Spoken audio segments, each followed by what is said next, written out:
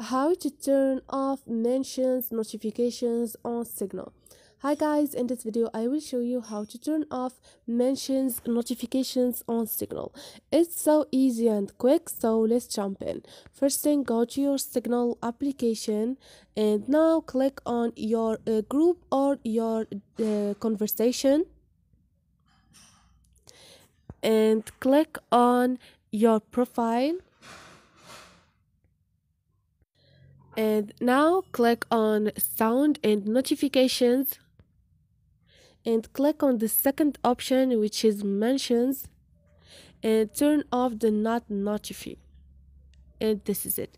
You choose if you want to always notify or do not notify, whatever you're comfortable with. And this is it.